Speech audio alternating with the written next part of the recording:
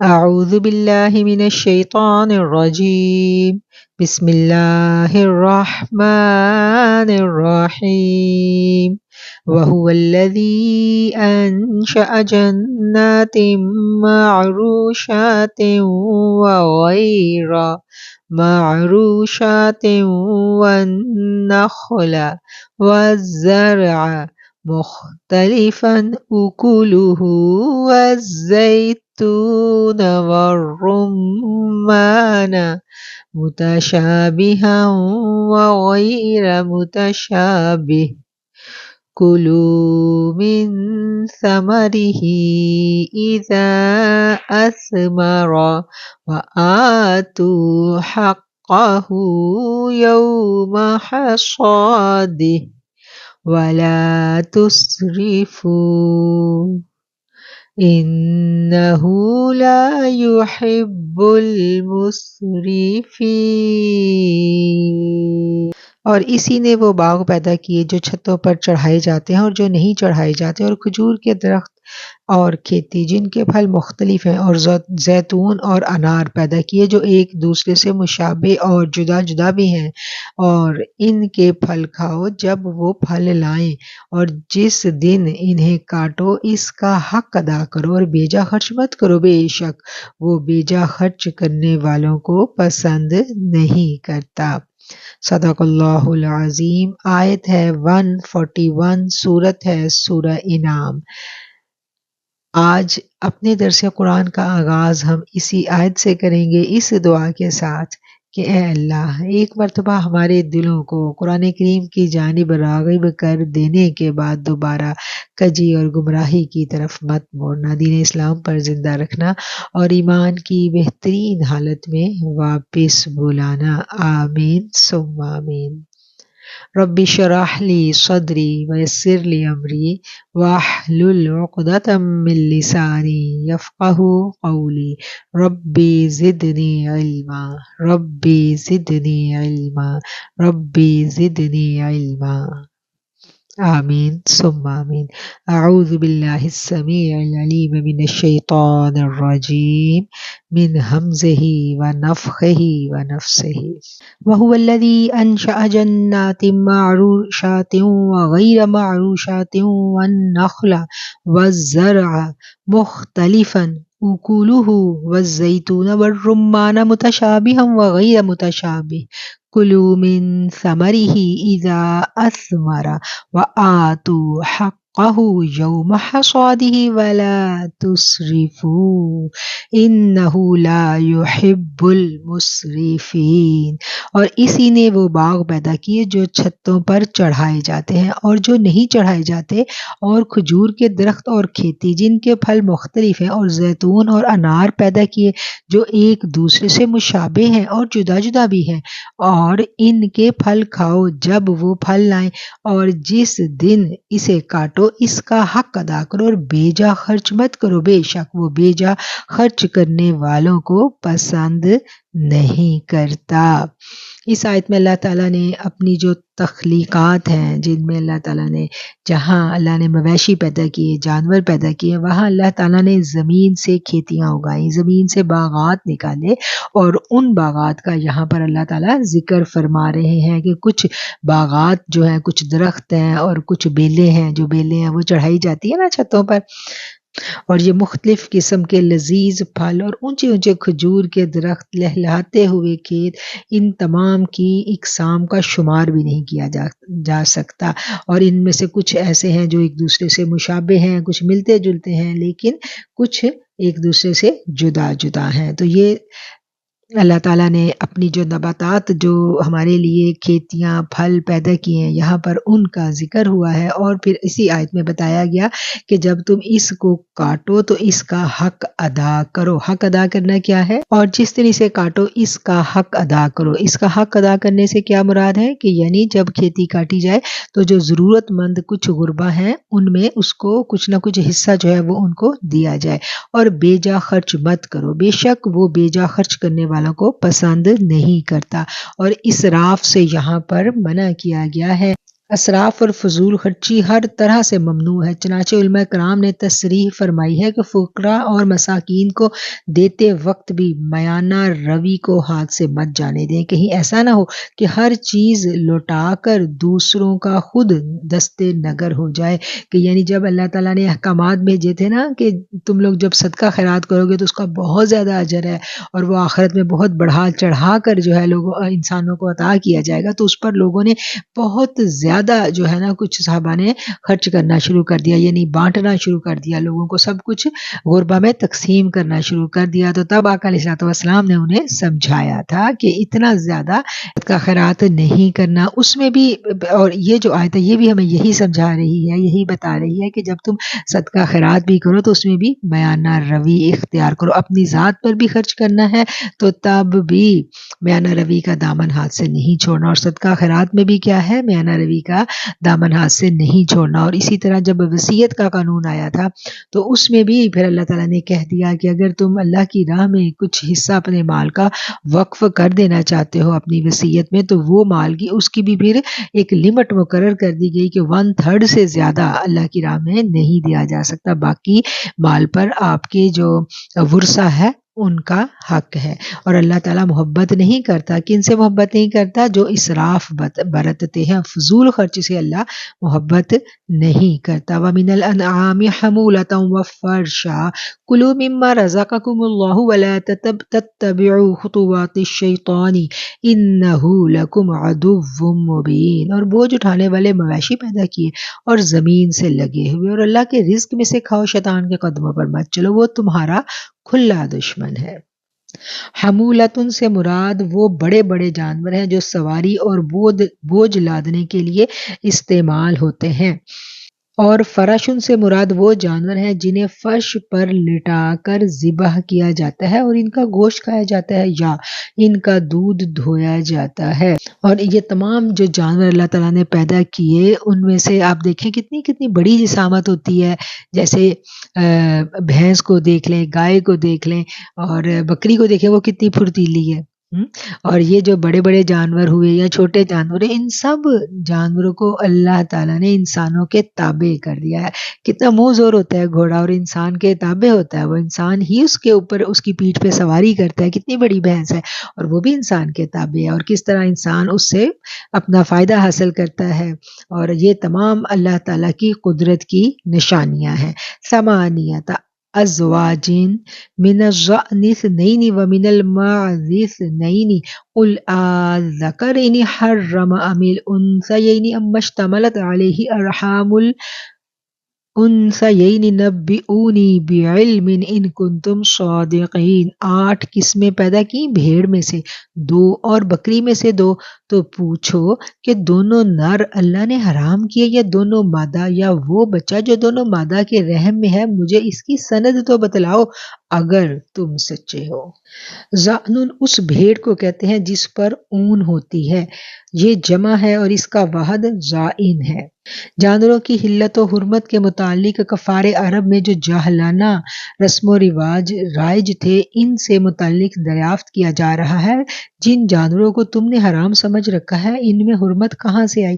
کیا اس لیے انہیں حرام سمجھتے ہو کہ وہ نر ہے یا اس لیے کہ وہ مادہ ہے؟ اگر یہ وجہ ہے تو پھر تمام نر یا تمام مادائیں حرام ہونی چاہیے، بعض نروں کو حلال اور بعض کو حرام، اور بعض مادوں کو حلال اور بعض کو حرام قرار دینا کہاں کی عقل مندی ہے؟ یا ان کی حرمت کی وجہ یہ کہ وہ مادوں کے شکموں میں ہے؟ اگر ایسا ہے تو پھر نر اور مادہ کی تخصیص بھی بیکار ہوئی، پھر تو ہر جانور ہی حرام ہونا چاہیے، خواہ نر ہو یا مادہ، کیونکہ ان میں سے ہر ایک شکم مادر میں رہا ہے۔ اور اگر ان کو حرام کرنے کی کوئی اور دلیل تمہارے پاس نہیں تو پھر یہ کتنا ظلم ہے کہ جن جانوروں کو اللہ تعالیٰ نے حلال کیا ہے تم بغیر کسی دلیل کے ان کو حرام بناتے ہو۔ یہ جو انہوں نے اپنے رسم و رواج خود ہی اپنے معاشرے میں رائج کیا ہے نا، ان کا یہاں پر ذکر ہے۔ یہ باتیں ہم پیچھے بھی ڈیٹیل کے ساتھ پڑھ چکے ہیں۔ وَمِنَ الْإِبِلِ اثْنَيْنِ وَمِنَ الْبَقَرِ اثْنَيْنِ قُلْ آذَكَرَيْنِ حَرَّمَ أَمِ الْأُنثَيَيْنِ أَمَّا اشْتَمَلَتْ عَلَيْهِ أَرْحَامُ الْأُنثَيَيْنِ أَمْ كُنْتُمْ شُهَدَاءَ إِذْ وَصَّاكُمُ اللَّهُ بِهَذَا فَمَنْ أَظْلَمُ مِمَّنِ افْتَرَى عَلَى اللَّهِ كَذِبًا لِيُضِلَّ النَّاسَ بِغَيْرِ عِلْمٍ إِنَّ اللَّهَ لَا يَهْدِي الْقَوْمَ الظَّالِمِينَ۔ اور اونٹ اور گائے سے دو دو قسمیں پیدا کی تو پوچھو دونوں نر حرام کیے ہیں یا دونوں مادہ یا وہ بچہ جو دونوں مادہ کے رحم میں ہے؟ کیا تم موجود تھے جس وقت اللہ تعالیٰ نے تمہیں حکم دیا تھا؟ پھر اس سے بڑھ کر ظالم کون جو اللہ پر بہتان جھوٹا باندھے تاکہ لوگوں کو بلا تحقیق گمراہ کرے۔ بے شک اللہ تعالیٰ ظالم لوگوں کو ہدایت نہیں دیتا۔ ہدایت کن کو ملتی ہے؟ جو اللہ سے ڈرنے والے ہوتے ہیں، جو ہدایت کے طلبگار ہوتے ہیں، جو اپنی نفس پرستی کرتے ہیں اور اپنی جانوں پر خود ہی ظلم کرنے والے ہیں، ان کو پھر اللہ ہدایت نہیں دیتا۔ قُلْ لَا أَجِدُ فِي مَا أُوحِيَ إِلَيَّ مُحَرَّمًا عَلَى طَاعِمٍ يَطْعَمُهُ إِلَّا أَن يَكُونَ مَيْتَةً أَوْ دَمًا مَّسْفُوحًا أَوْ لَحْمَ خِنزِيرٍ فَإِنَّهُ رِجْسٌ أَوْ فِسْقٌ أُهِلَّ لِغَيْرِ اللَّهِ بِهِ فَمَنِ اضْطُرَّ غَيْرَ بَاغٍ وَلَا عَادٍ فَإِنَّ رَبَّكَ غفور الرحیم۔ کہہ دیجئے کہ میں اس وحی میں جو مجھے پہنچی ہے کسی چیز کو حرام کرنے والے پر حرام نہیں پاتا جو اسے کھائے مگر یہ کہ وہ مردار ہو یا بہتا ہوا خون یا سور کا گوشت کہ وہ ناپاک ہے یا وہ ناجائز ذبیحہ جس پر اللہ کے سوا کسی اور کا نام پکارا جائے، پھر جو تم میں سے بھوک سے بے اختیار ہو جائے ایسی حالت میں کہ نہ بغاوت کرنے والا ہو اور نہ ہی حد سے گزرنے والا ہو تو تمہارا رب بخشنے والا مہربان ہے۔ اس آیت کا مضمون جو ہے وہ پیچھے بھی گزر چکا ہے، سورہ بقرہ میں بھی ہم نے اس بارے میں پڑھا۔ اللہ تعالیٰ نے یہاں صرف ان 4 چیزوں کو حرام فرمایا ہے، اس کے علاوہ اور کوئی چیز حرام نہیں، حالانکہ اس کے علاوہ اور بھی بہت ساری ایسی چیزیں ہیں جو حرام ہیں، مثلا شراب اور درندے وغیرہ۔ اس ضمن میں مفسرین کرام نے لکھا ہے کہ یہ آیت جمہور کے نزدیک مکی ہے اور دوسری اشیاء جن کی حرمت مدینہ طیبہ میں نازل ہوئی تو اس آیت کا مطلب یہ ہوا کہ اس وقت تک جو وحی نازل ہوئی تھی اس میں صرف 4 چیزوں کی حرمت کا بیان تھا اور اس کے بعد وحی کا سلسلہ جاری رہا اور مناسب اوقات پر حکم الہی سے اور چیزیں بھی حرام ہوتی گئیں، یہاں تک کہ آقا علیہ الصلوۃ والسلام نے ہر داڑ سے چیر کر کھانے والے جانور اور پنجوں سے نوچ کر کھانے والے پرندے کو بھی حرام کر دیا۔ یہ مکی صورت ہے اور مکہ مکرمہ میں ابھی تک جو چیزیں حرام ہوئی تھی یہاں اس آیت میں ان اشیاء کا ذکر ہے۔ باقی جو چیزیں شراب کی حرمت وغیرہ جو باقی حرام چیزیں ہیں ان کا ذکر پھر ہم دیکھتے ہیں کہ وہ مدنی صورتوں میں ہمیں نظر آتا ہے۔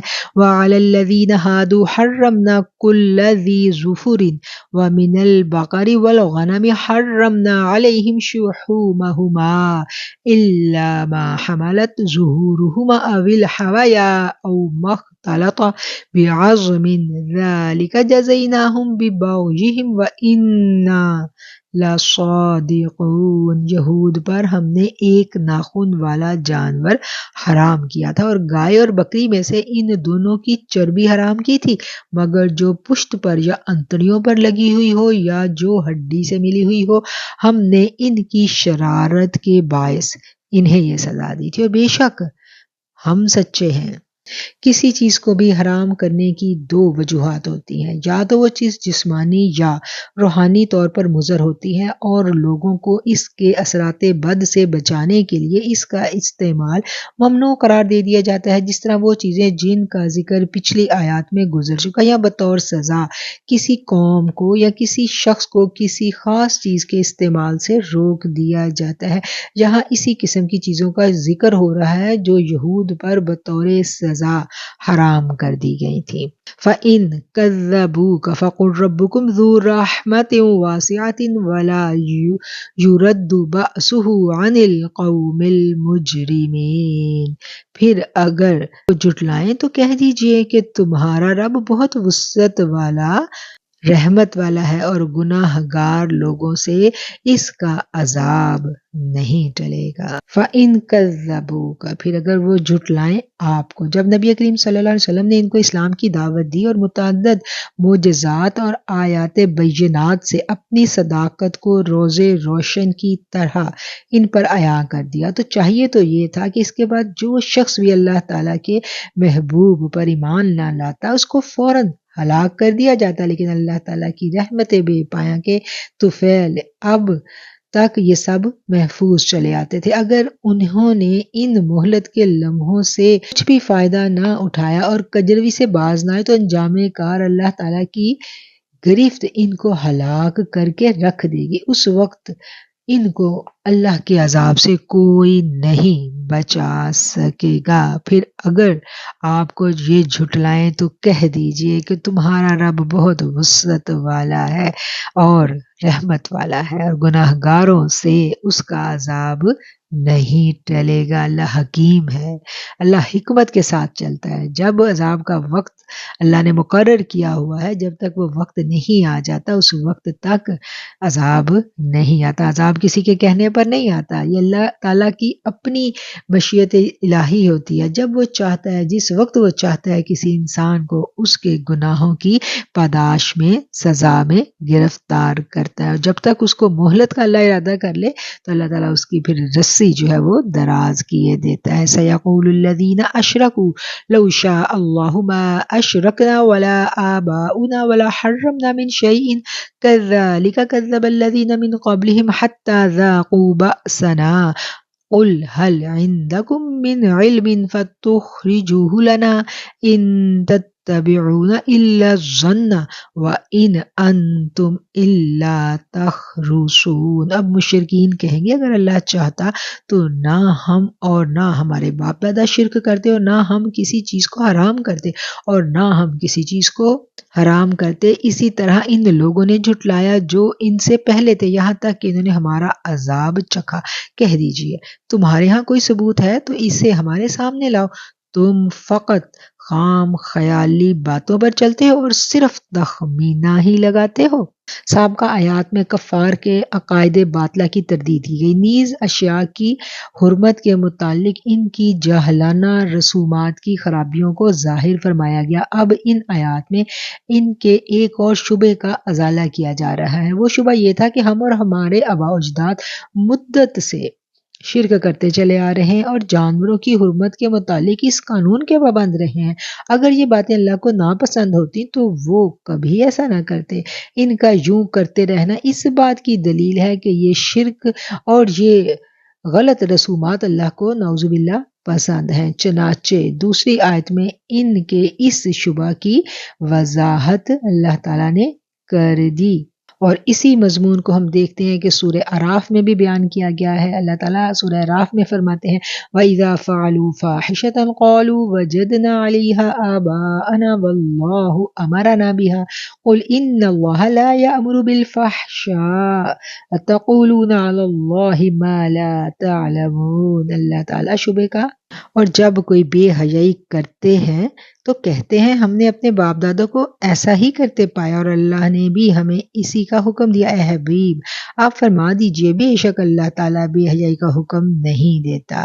کیا تم اللہ کی ذات پر وہ بات کہتے ہو جس کی تمہیں خبر ہی نہیں؟ تو یہ مضمون جو ہے یہ سورہ اعراف میں بھی پایا گیا، اور سورہ اعراف میں اللہ تعالیٰ نے اسی بات کو واضح کیا کہ یہ لوگ جو ایسی باتیں کرتے ہیں یہ اللہ پر جھوٹ باندھتے ہیں۔ کیا تم اللہ پر وہ بات کہتے ہو جس کی تمہیں خبر ہی نہیں؟ ہم اس آیت کے ترجمے کو دوبارہ دیکھتے ہیں۔ اب کہیں گے جنہوں نے شرک کیا اگر اللہ تعالیٰ چاہتا تو ہم شرک نہ کرتے اور نہ ہمارے باپ دادا اور نہ ہم حرام کرتے کسی چیز کو، ایسا ہی جھٹلایا تھا انہوں نے جو ان سے پہلے تھے، یہاں تک کہ چکھا انہوں نے ہمارا عذاب۔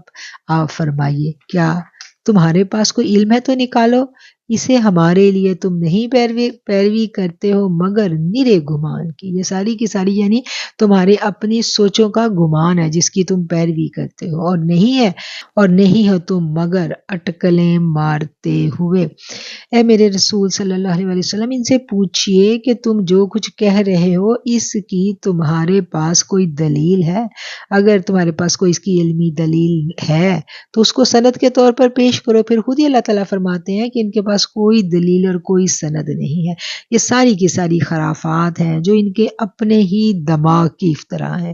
یہ بہتان جھوٹی باتیں انہوں نے اپنے ذہن میں خود ہی بنائی ہیں، اور ان کے عقائد کا یہ ڈھانچہ جو ہے یہ ان کے اسی وہم و گمان اور غلط سوچوں پر مشتمل ہے. قل فللہ الحجۃ البالغۃ فلو شاء لہداکم اجمعین.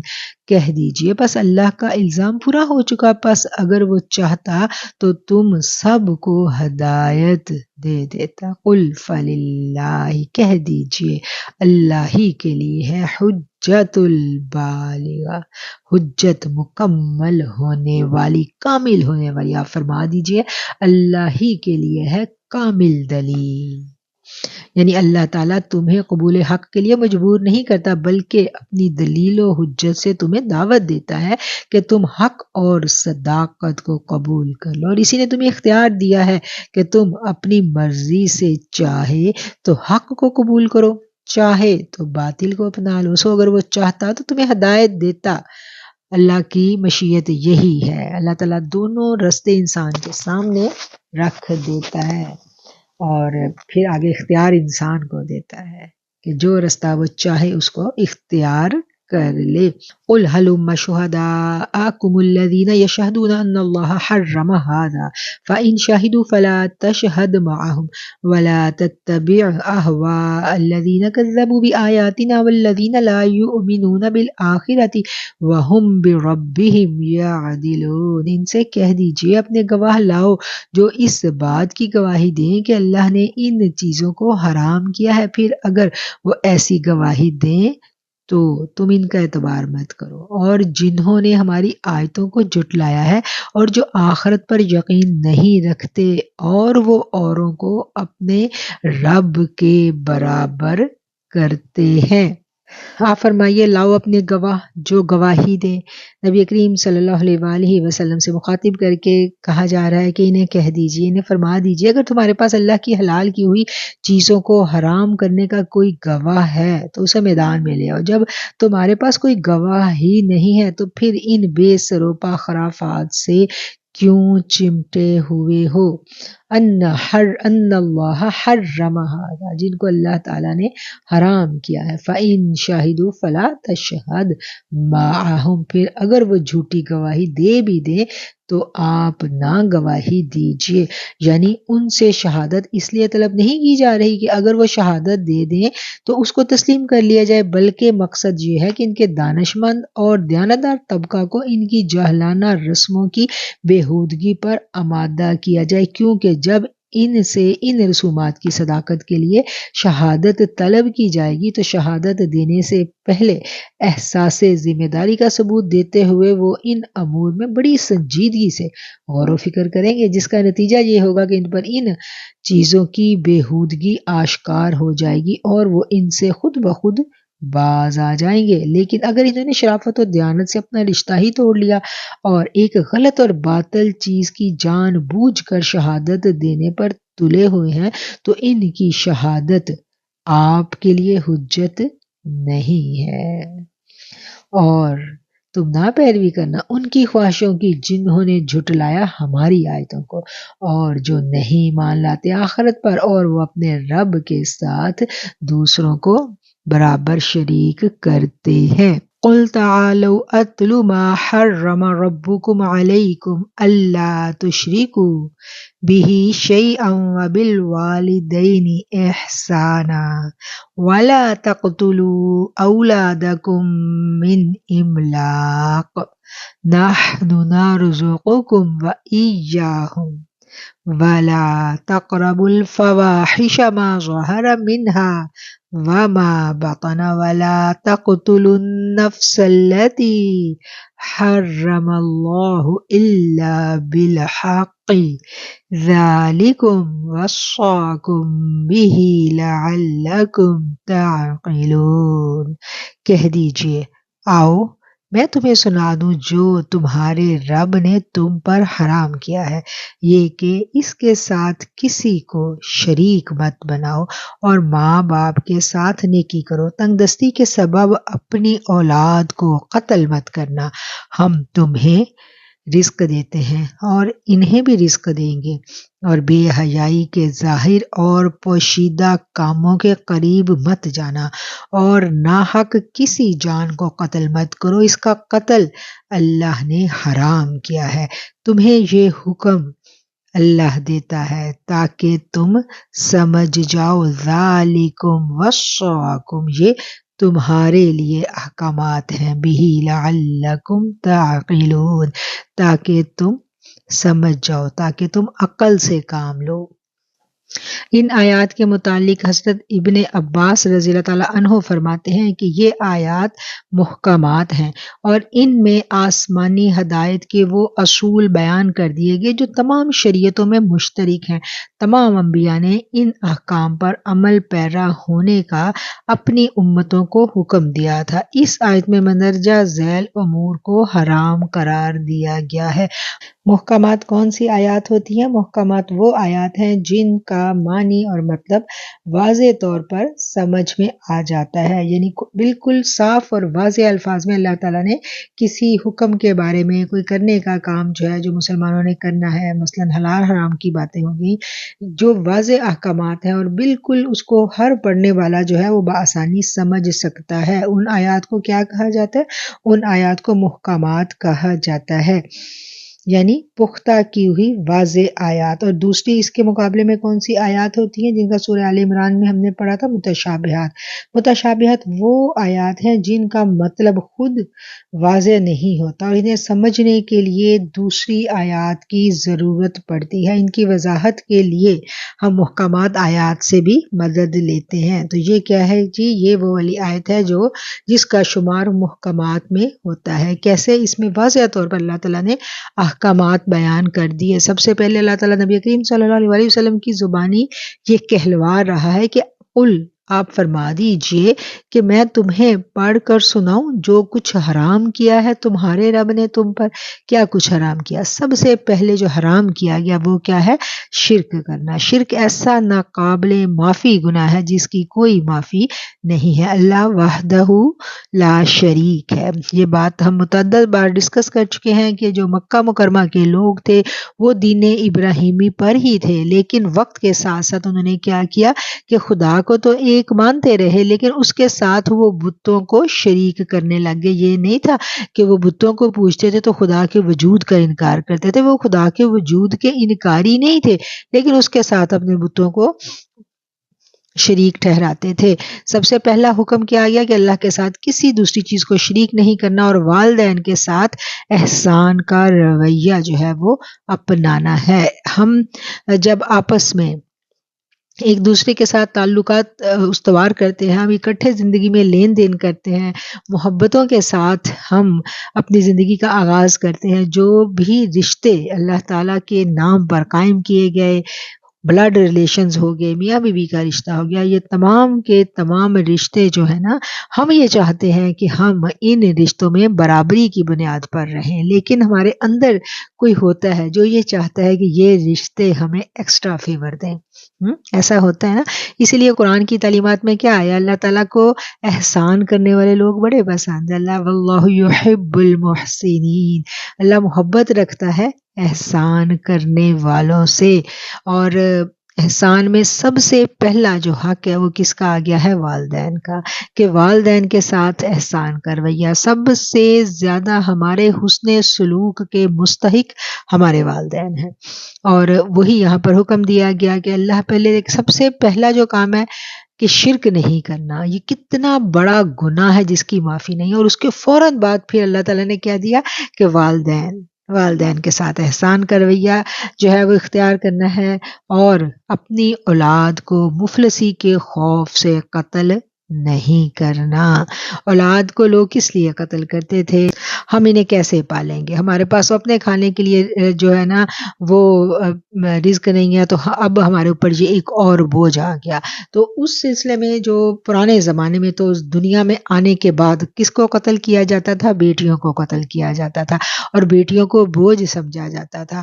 یہ تو پرانے زمانے کے قتل تھے، اور یہی قتل آج بھی ہوتے ہیں۔ آج کیا ہے؟ آج تو دنیا میں آنے سے پہلے ہی قتل کر دیا جاتا ہے۔ بڑے اسمارٹ ویز جو ہیں وہ دریافت ہو چکے ہیں قتل کرنے کے بچوں کو، اور اللہ تعالیٰ نے اس قتل سے منع فرمایا ہے۔ جو ابارشن ہے یہ بھی ایک قتل ہے، ایک جان کا قتل۔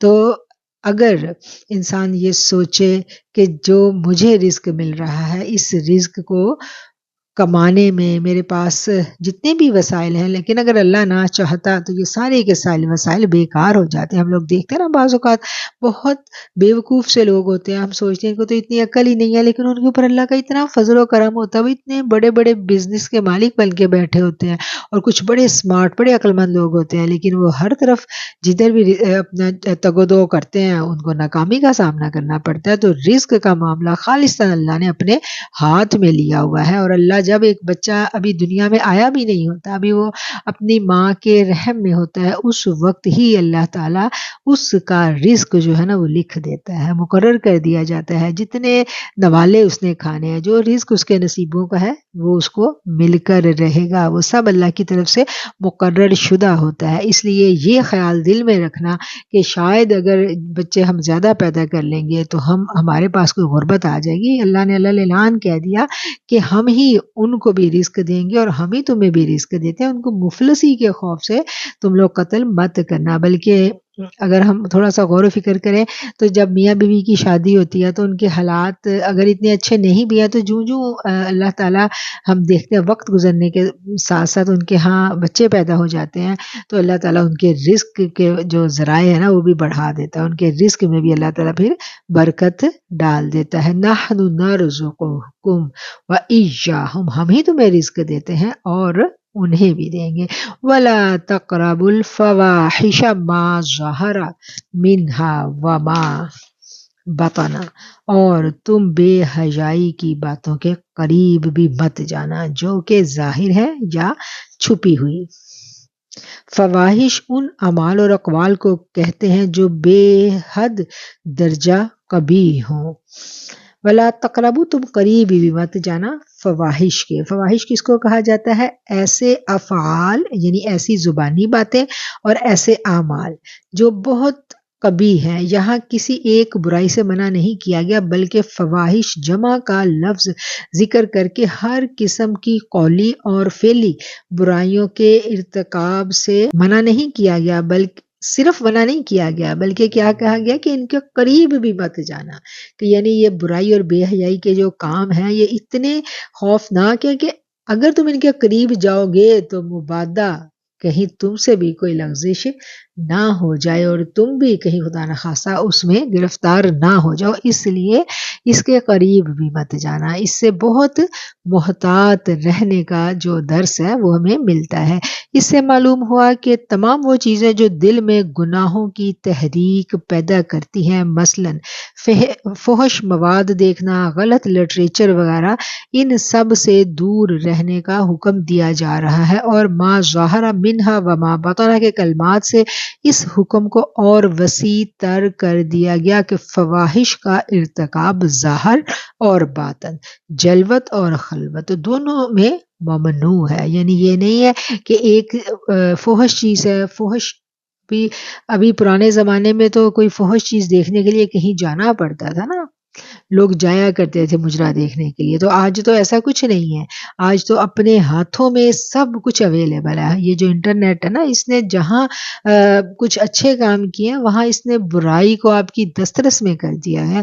تو کیا ہے قرآن کا کھلم کھلا جو ہے نا یہ ایک حکمیہ انداز ہے کہ نہ تو تم نے ان کے قریب جانا ہے، اور ہر طرح کی جو غلط چیزیں ہیں، ہر طرح کی جو فواہش ہیں ان سے محتاط رہنا ہے. یعنی ظاہر تو ہمیں سمجھ میں آتی ہے، تو باطن کیا ہے اس کا؟ ما ظہر منہا و ما باطنا.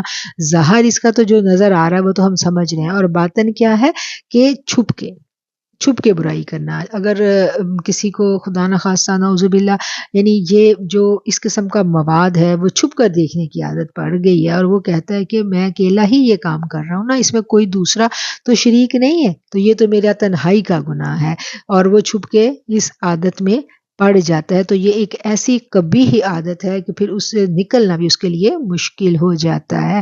اور اگر آپ برائی کو ظاہر کھلے عام کریں گے تو گناہ تو اس وقت بھی ہے، اور بد اثرات اس وقت بھی پڑیں گے. اور اگر چھپ کے کریں گے، یعنی جو چھپ کے جو لوگ ان کبھی عادتوں میں پڑ جاتے ہیں، جیسے انٹرنیٹ کی جو غلط سائٹس ہیں وہ وزٹ کرنی، یا اس طرح کے جو کاموں میں اگر آپ چھپ کے بھی پڑ گئے ہیں، کوئی بھی نہیں جانتا لیکن خدا تو جان رہا ہے نا. اور ہر برائی، جہاں بھی برائی ہوگی، گناہ کا کام ہوگا، وہاں نیگیٹو انرجی جو ہے وہ جنریٹ ہوگی. ہر وقت ہر انسان جو ہے اس کے گرد دو طرح کی انرجیز ہوتی ہیں، ایک پازیٹیو انرجی اور ایک نیگیٹو انرجی، جس کو ہم اورا کہتے ہیں نا. تو ہر انسان کا ایک اورا ہے، ایک پازیٹیو اورا ہے اور ایک نیگیٹو اورا ہے. جو پازیٹیو اورا ہے اس میں کیا ہے کہ اس میں ملائکہ ہوتے ہیں، اس میں اللہ تعالیٰ آپ کی حفاظت کا انتظام کیے ہوئے ہوتا ہے. اللہ کہتا ہے نا کہ ہر جان پر میں نے محافظ ملائکہ جو ہیں وہ مقرر کر دیے، اور وہ محافظ ملائکہ آپ کے ساتھ ہیں. اور آپ جب اپنے آپ کو اس پازیٹیو اورا میں پاکیزگی اور طہارت کے ساتھ مینٹین رکھو گے، اس وقت تک آپ اللہ کے انوارات کی زد میں رہو گے. یعنی اگر ہماری سوچیں پاک ہیں، ہمارے خیالات پاک ہیں، ہماری تنہائیاں پاک ہیں، تو اس وقت کیا ہوگا کہ یہ سب چیزیں کرنے میں ہم کامیاب ہیں. اپنی تنہائی کو بھی ہم پاکیزہ رکھ رہے ہیں، ہم 5 وقت نماز بھی پڑھ رہے ہیں، اور ہم ذکر اذکار بھی کرتے ہیں، اپنے دل کو اللہ کی یاد میں لگاتے ہیں.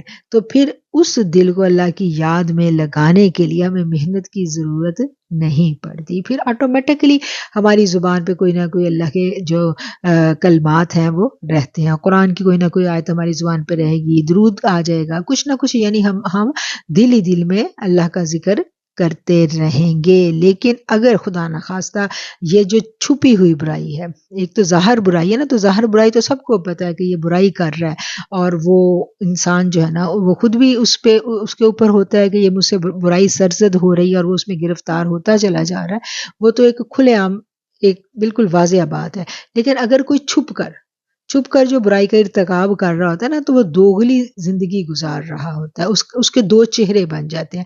ایک وہ چہرہ ہے کہ جو معاشرے کے سامنے ہے، اپنے گھر والوں کے سامنے ہے، اپنے گھر والوں کے سامنے اور معاشرے میں وہ ایک بڑا ہی نیک انسان بنا ہوا ہے، نمازیں بھی پڑھ رہا ہے اور تلاوت بھی کر رہا ہے، اچھے کام بھی کر رہا ہے. لیکن جو ہی اس کو تنہائی میں وقت ملتا ہے تو اس وقت وہ ان غلط سائٹس کو وزٹ کرنا شروع کر دیتا ہے. تو کیا ہے کہ پھر اس کے بد اثرات اس کے اوپر بہت زیادہ، مطلب بہت بری طرح پھر وہ پھنستا چلا جائے گا.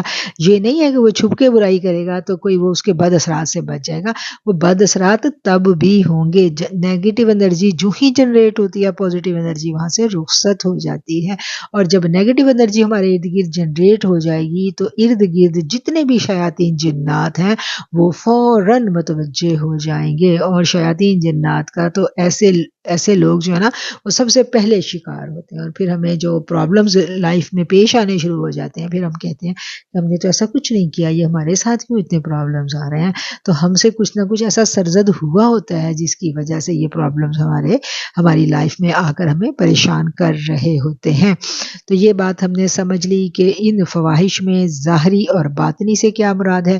اور آگے ہے وَلَا تَقْتُلُوا النَّفْسَ الَّتِي حَرَّمَ اللَّهُ إِلَّا بِالْحَقِّ، اور کسی بھی جان کو جان بوجھ کر قتل مت کرو جس کو اللہ نے حرام کیا ہے. یعنی کسی مسلمان کو ناحق قتل کرنا بہت قابل گرفت گناہ ہے. ذالکم وصاکم، یہ تمہیں نصیحت کی جاتی ہے. کس لیے نصیحت کی جاتی ہے؟ تاکہ تم عقل سے کام لو. لعلکم تعقلون، اللہ تعالیٰ تمہیں حکم دیتا ہے ان سب باتوں کا تاکہ تم حقیقت کو سمجھ سکو، حقیقت کو جان سکو. تو یہ آیت جو ہے، اس آیت کے بارے میں ہمیں پتہ چلا، آیت نمبر ہے 151. اس آیت کے بارے میں ہمیں پتہ چلا کہ صحابی رسول صلی اللہ علیہ وسلم حضرت ابن عباس نے کہہ دیا، فرما دیا کہ یہ آیت محکمات میں سے. اس میں کتنے احکامات دیے گئے ہیں؟ وہ تمام کے تمام احکامات جن کا اس آیت میں ذکر کیا گیا ہے وہ ہر مسلمان کے لیے عمل کرنا ان کے لیے لازم ہے. سب سے پہلا کیا تھا کہ اللہ کے ساتھ شرک نہیں کرنا. دوسرا کیا ہے؟ والدین کے ساتھ احسان کرنا ہے. تیسرا کیا ہے کہ اپنی اولاد کو قتل نہیں کرنا. کیوں قتل نہیں کرنا؟ بھوک کے ڈر سے. یعنی بیٹا ہو یا بیٹی، اس کو آپ قتل نہیں کر سکتے. اللہ تعالیٰ نے یہ بھی گناہ قرار دیا ہے.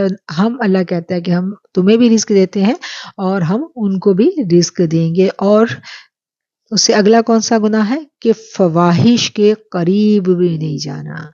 صرف کرنے سے منع نہیں کیا گیا کہ مطلب اس کے قریب بھی نہیں جانا. اتنا محتاط رہنے کی ضرورت ہے، کیونکہ جو فواحش ہیں اگر آپ اس کے قریب گئے تو غالب امکان ہے کہ آپ بھی اس قبیح برائی میں گرفتار ہو سکتے ہو. اس لیے انتہائی جو ہے نا محتاط رویہ اپنانے کا یہاں کہا گیا. اور صرف ظاہری فواحش نہیں، پوشیدہ، ظاہر اور باطن دونوں طرح کی، یعنی ظاہری پاکیزگی بھی حاصل کرنی ہے اور باطنی پاکیزگی حاصل کرنے کے لیے کیا ہے کہ تنہائی کی جو فواحش ہے اس سے بچنا ہے، اور اس کے علاوہ اپنی سوچوں کو بھی پاکیزہ رکھنا ہے. یعنی خیالات بھی ہمارے جو ہے نا وہ پاکیزہ ہوں، یعنی خیال میں بھی کوئی گندگی ہمارے نہیں آنی چاہیے. وَلَا تَقْرَبُوا مَالَ الْيَتِيمِ إِلَّا بِالَّتِي هِيَ أَحْسَنُ حَتَّى يَبْلُغَ أَشُدَّهُ وَأَوْفُوا الْكَيْلَ وَالْمِيزَانَ بِالْقِسْطِ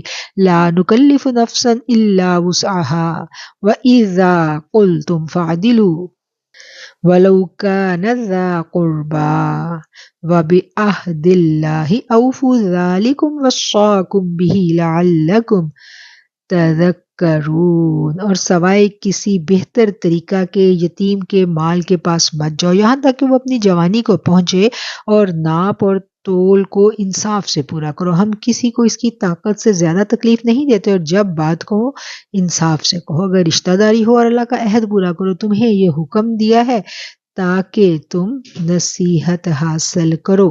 پچھلی آیت میں ہم نے دیکھا کہ احکامات کا سلسلہ شروع ہوا، محکم آیتوں میں سے وہ آیت تھی، اور یہاں بھی احکامات کا سلسلہ اس آیت میں بھی ہمیں نظر آ رہا ہے. سب سے پہلے اس آیت میں کیا کہا گیا؟ وَلَا تَقْرَبُوا، اور مت قریب جاؤ مال الیتیم، یتیم کے مال کے. یعنی اگر کوئی یتیم آپ کے کفالت میں آ گیا ہے تو اب اس کے مال کو اپنا نہیں سمجھنا. اس کو کیا سمجھنا ہے؟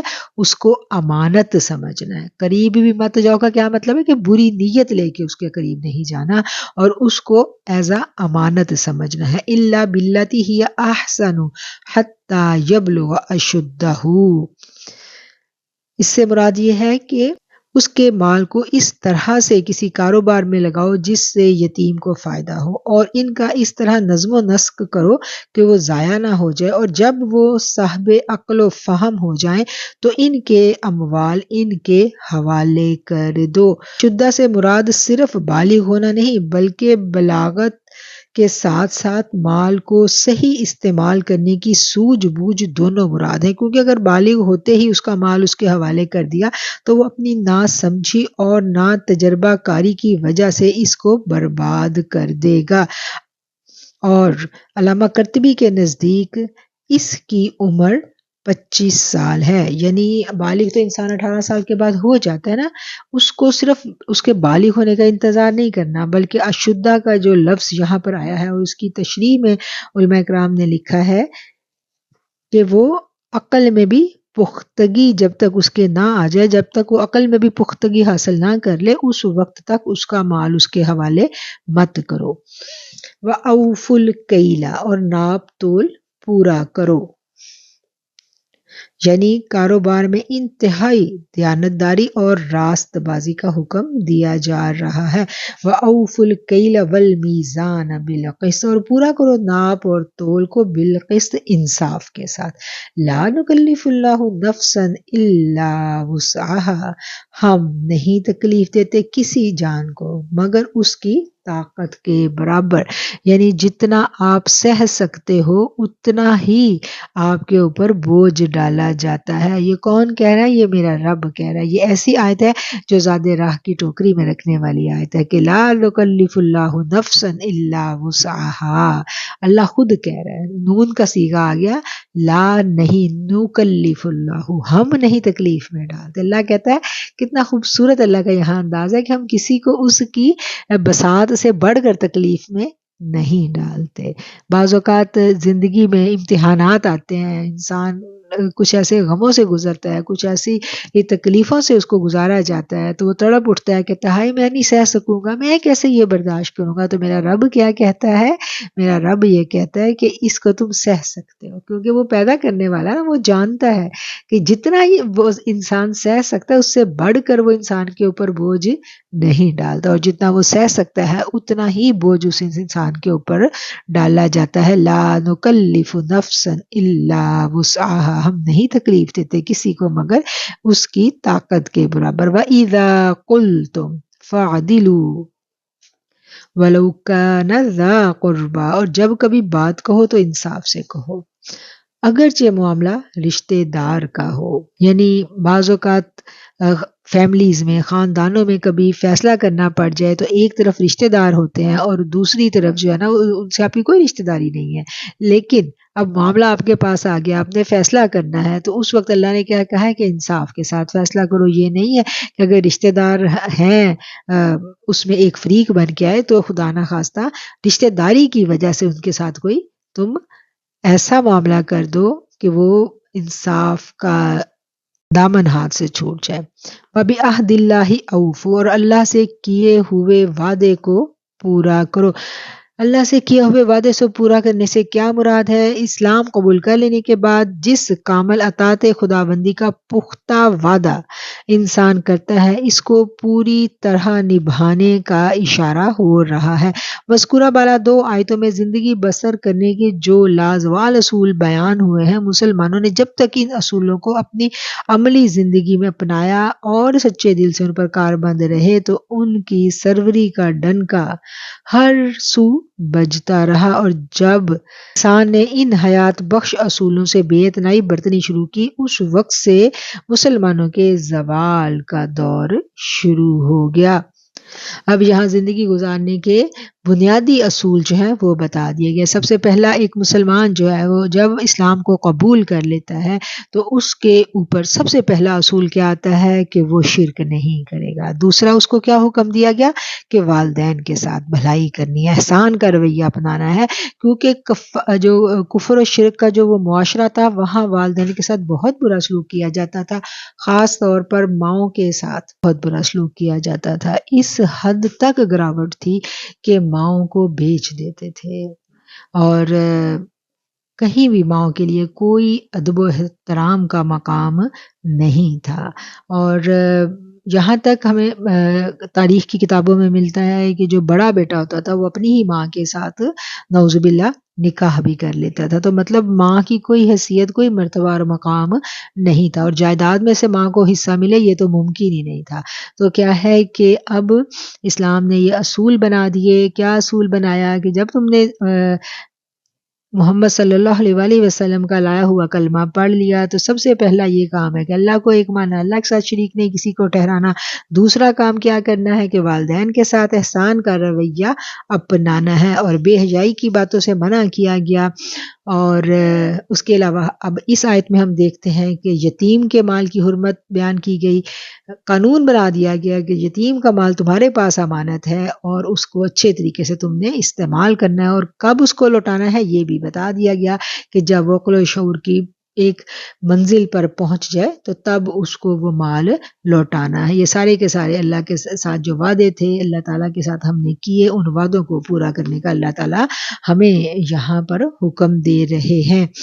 اللہ کیا کہتا ہے کہ اللہ کے ساتھ اپنے کیے ہوئے وعدے کو پورا کرو۔ یہ ہیں وہ باتیں جن کا اللہ نے حکم دیا ہے تمہیں تاکہ تم نصیحت قبول کرو۔ وَأَنَّ هَذَا صِرَاطِي مُسْتَقِيمًا فَاتَّبِعُوهُ وَلَا تَتَّبِعُوا السُّبُلَ فَتَفَرَّقَ بِكُمْ عَن سَبِيلِهِ ذَلِكُمْ وَصَّاكُمْ بِهِ لَعَلَّكُمْ تَتَّقُونَ۔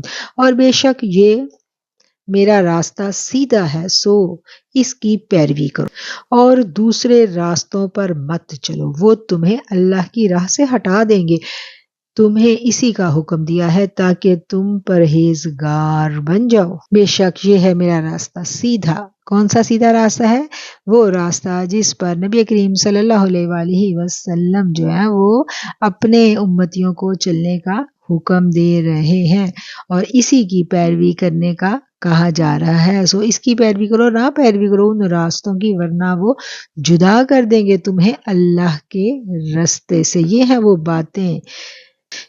باتیں جن کا اللہ تعالیٰ تمہیں حکم دیتا ہے۔ کس لیے اللہ تعالیٰ حکم دیتا ہے؟ تاکہ تم متقی بن جاؤ، تم اللہ سے ڈرنے والے بن جاؤ، تم اللہ سے ڈر کر تقوی کی راہ اختیار کرو۔ یہ ساری کی ساری ایسی باتیں ہیں کہ جن پر جب تم عمل کرو گے تو تم تقوی کی منزل کو پالو گے۔ ثم آتینا موسیٰ الکتاب تماما علی الذی احسن وتفصیلا لکل شیء وہدی ورحمۃ لعلہم بلقاء ربہم یؤمنون۔ پھر ہم نے نیکوں پر نعمت پوری کرنے کے لیے موسیٰ علیہ السلام کو کتاب دی جس میں ہر چیز کی تفصیل اور ہدایت اور رحمت تھی تاکہ وہ لوگ اپنے رب کی ملاقات پر ایمان لے آئیں۔ جو احکامات نبی کریم صلی اللہ علیہ وآلہ وسلم کو دیے گئے وہی احکامات اللہ نے اپنے ہر نبی کو دیے۔ تمام ادیان جتنے بھی دنیا میں نبی آئے وہ ایک ہی پیغام لے کے آئے۔ سب سے پہلا پیغام کیا دیتے تھے؟ وحدہ لا شریک کا، کہ اللہ ایک ہے، اس کے ساتھ کسی کو شریک نہیں کرنا۔ اور یہ باقی کے جتنی بھی باتیں ابھی ہم نے پیچھے پڑھی ان تمام اچھی باتوں کا حکم جو ہے وہ ہر نبی کو دیا گیا۔ پھر انہی کی طرف یہاں پر اشارہ ہے کہ ہم نے عطا کی موسیٰ کو کتاب۔ آیت کا مطلب یہ ہے کہ اے اولاد آدم، پہلے تمہیں ان ہدایات پر عمل پیرا ہونے کی نصیحت کی گئی اور ان پر مزید کرم یہ فرمایا کہ تورات جیسی مفصل کتاب نازل کی تاکہ جادہ حق پر چلنے کا شوق رکھنے والے اس پر عمل کر کے اس نعمت کا اتمام کریں۔ تورات نازل کرنے کا مقصد اعلیٰ یہ تھا کہ لوگوں کا یہ عقیدہ اور پختہ ہو جائے کہ ہمیں ایک روز اس سارے ساز و سامان کو چھوڑ کر اللہ کے حضور پیش ہونا ہے جہاں ہم سے ہمارے تمام اعمال کا محاسبہ کیا جائے گا۔ پھر ہم نے نیکوں پر نعمت کو پوری کرنے کے لیے موسیٰ کو کتاب دی جو لوگ ہدایت کے طلبگار تھے اور جو حضرت موسیٰ علیہ السلام کے اوپر ایمان لے کر آئے ان پر اللہ نے اپنی اس نعمت کو پورا کرنے کے لیے تورات جو ہے اس سے ان کو نوازا گیا اور جس میں ہر شے کی تفصیل اور ہدایت اور رحمت تھی تاکہ وہ لوگ اپنے رب سے ملاقات پر ایمان لے آئیں۔ وَهَذَا كِتَابٌ أَنزَلْنَاهُ مُبَارَكٌ فَاتَّبِعُوهُ وَاتَّقُوا لَعَلَّكُمْ تُرْحَمُونَ۔ یہ برکت والی کتاب ہم نے اتاری ہے، سو اس کا اتباع کرو، ڈرو تاکہ تم پر رحم کیا جائے۔ یہ برکت والی کتاب کون سی ہے؟ یہ قرآن پاک ہے۔ پہلے تورات کا ذکر کیا گیا اور اب قرآن پاک کا ذکر کیا گیا کہ یہ قرآن جو ہے اللہ کہتا ہے کہ میں نے تم پر اتارا ہے۔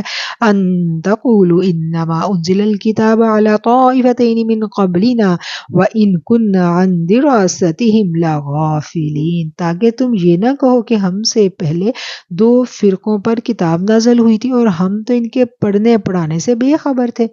یہاں خطاب مشرکین عرب سے ہے، انہیں بتایا جا رہا ہے کہ تمہاری ہدایت کے لیے یہ کتاب یعنی قرآن کریم کو نازل کیا گیا ہے تاکہ قیامت کے روز تم اپنی گمراہی اور ضلالت کے باعث یہ عذر نہ پیش کر دو کہ ہمارے لیے تو اللہ کی طرف سے کوئی کتاب نازل ہی نہیں ہوئی جس کو پڑھ کر ہم کفر و شرک سے تائب ہوتے اور توحید کو قبول کرتے۔ یہود و نصارہ پر بے شک کتابیں نازل ہوئیں لیکن ہم ان کو پڑھنے سے قاصر تھے، اس لیے اگر ایمان نہیں لائے تو ہم معذور تھے۔ طائفتین سے مراد یہود و نصارہ ہیں۔ أو تقولوا لو أنا أنزل علينا الكتاب لكنا أهدى منهم فقد جاءكم بينة من ربكم وهدى ورحمة فمن أظلم ممن كذب بآيات الله وصدف عنها سنجزي الذين يصدفون عن آياتنا سوء العذاب بما كانوا يصدفون۔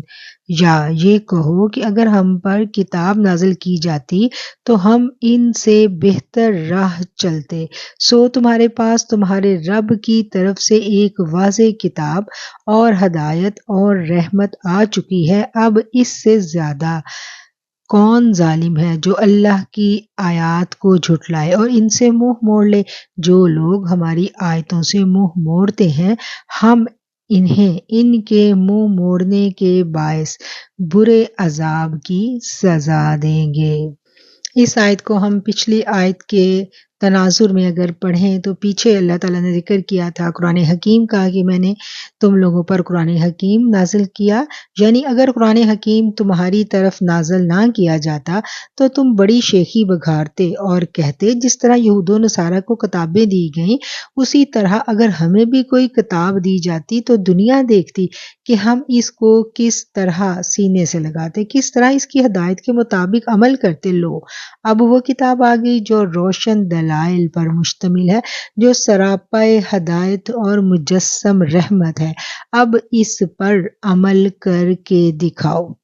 او تقولوا لو انا انزل علینا الکتاب لکنا اہدی منہم، یا یہ نہ کہو کہ اگر اتاری گئی ہوتی ہم پر کوئی کتاب تو ہم ہوتے زیادہ ہدایت پانے والے ان سے۔